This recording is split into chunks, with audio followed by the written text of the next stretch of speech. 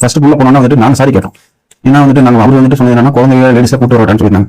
நாங்கள் போய் நாங்கள் சாரி சொல்லணும். அவரும் இந்த மாதிரி வந்து உங்க குடும்பத்தில் ஒருத்தனை நினைச்சுக்கோங்க அப்படின்னு சொல்லிட்டு அவர் அம்மா கால் பிடிச்சி அழுதாங்க. அழுதுட்டு என்ன சொன்னாங்க, எங்களுக்கு அது ரொம்ப கஷ்டமா போச்சுங்க சார். அவ்வளவு ஆக்டர் வந்துட்டு எங்க அம்மா காலை பிடிக்கும் போது நம்ம அவர் நான் இருக்கிற தூரம் கூட அவருக்கு இல்லைங்க சார். அவர் வந்துட்டு அவர் ஆள் வீக் ஆயிட்டாரு, முடி வெட்டாம ஒரு மாதிரி ஆயிட்டாரு.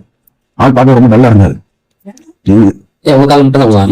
அம்மா கால அது தெரியும் சார். ஒவ்வொரு ஃபேமிலி தான் போனோம். அதே மாதிரி வந்து உங்களுக்கு என்ன சப்போர்ட் பண்ணி தரோம் அப்படின்னாங்க. ஜாப்போ இல்லை ஒர்க்கோ இல்லை வேற ஏதாவது பண்ணணும்னா சொல்லி நாங்கள் பண்ணி தரோம் அப்படின்னு சொன்னாங்க. எங்களுக்கு இப்போதைக்கு எங்கன்னு சொல்றாங்க சார், சொல்லிட்டோம் சார்.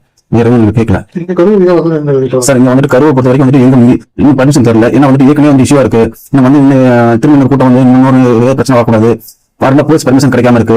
மண்டபம் கேட்டு மண்டபம் தானே தரலீங்க சார். அதனால வந்துட்டு கண்டிப்பா வந்துட்டு போலீஸ் பர்மிஷன் கிடைச்சா கண்டிப்பா வந்து உங்களை எல்லாத்தையும் வந்துட்டு உங்களோட வீட்டுல வந்து பாக்குறேன்னு சொன்னாங்க சார். நம்ம அப்படி சொல்லி நம்ம கேட்காம பிள்ளைகளை கூட்டு போனா ஃபர்ஸ்ட் நம்ம தப்புங்க சார். அப்புறம் அப்படி இருக்கும்போது வந்துட்டு அவர் இருக்கும்போது நான் என்ன சார் பேச முடியும்?